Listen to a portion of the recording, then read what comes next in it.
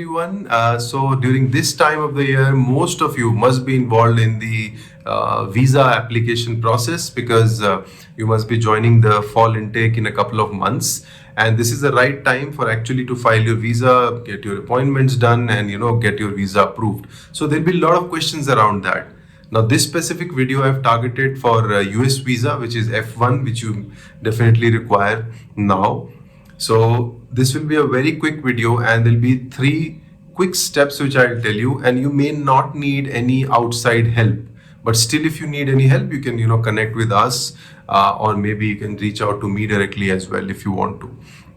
Now, before I start, let me just talk about myself quickly. My name is Rohit Jha, and I have worked around the world for almost 13-14 years, sometime in New York, sometime in Hong Kong, and most of the time in India as well.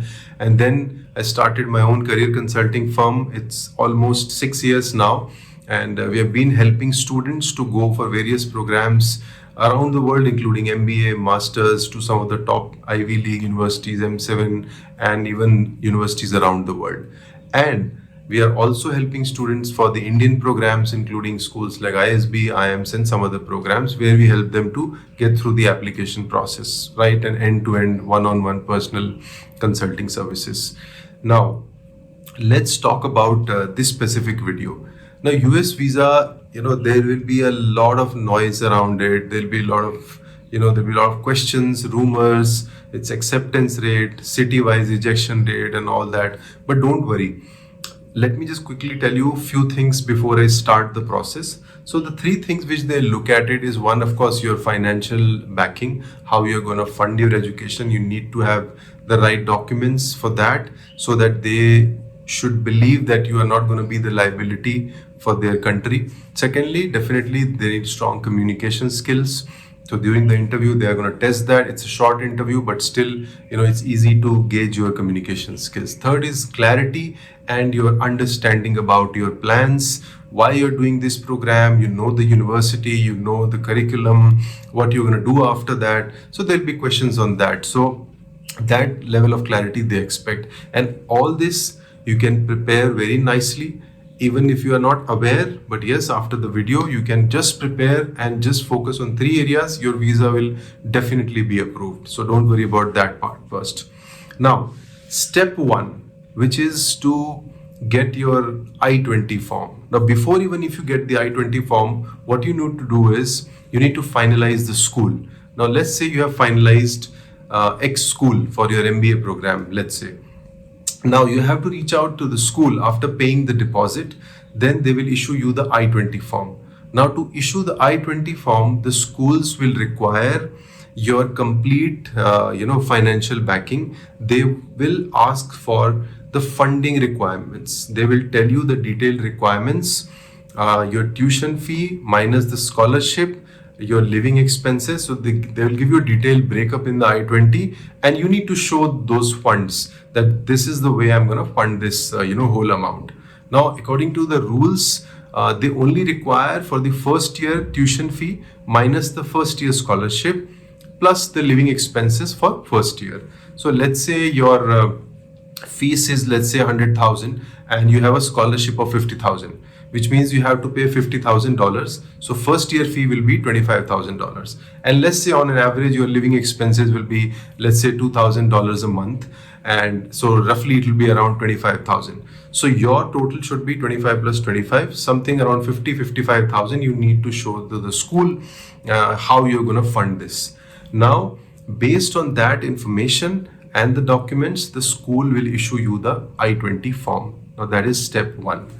Now, how will you show the funds? There are many ways to show the funds. You can have a bank loan amount. You can have, complete amount in your statement, bank statement. You can show your parents, or maybe if you're having a sponsor who's going to fund you can show their statements.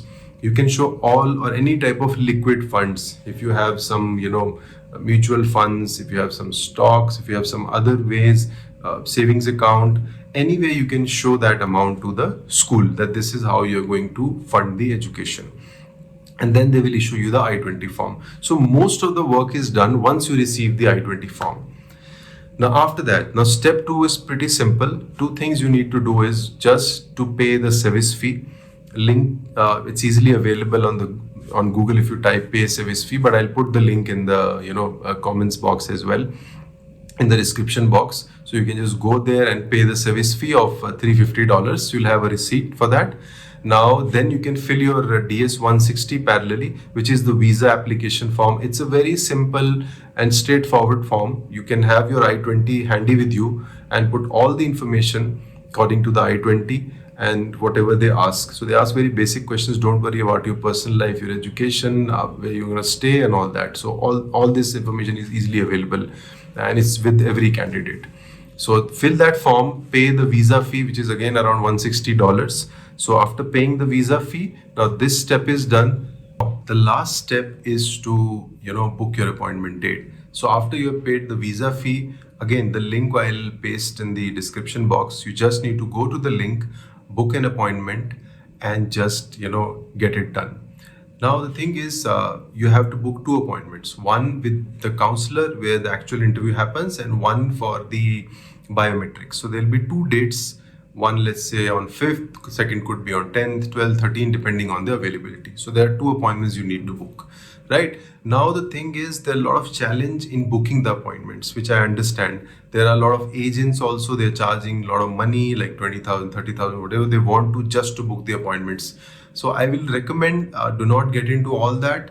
Just go to the link, try and book the appointment. Most of my candidates, almost everyone, they've done this process on their own in the last 6 years, and they all got the appointments on time. So you just have to keep on checking. You'll surely get the appointment. Let's say you keep checking, let's say today, and let's say you don't get an appointment, just check again tomorrow morning. You'll surely get the appointment.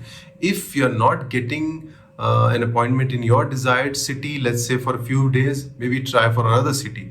If you live in Hyderabad and you're not getting in Hyderabad, so try and book for Delhi, try and book for Chennai.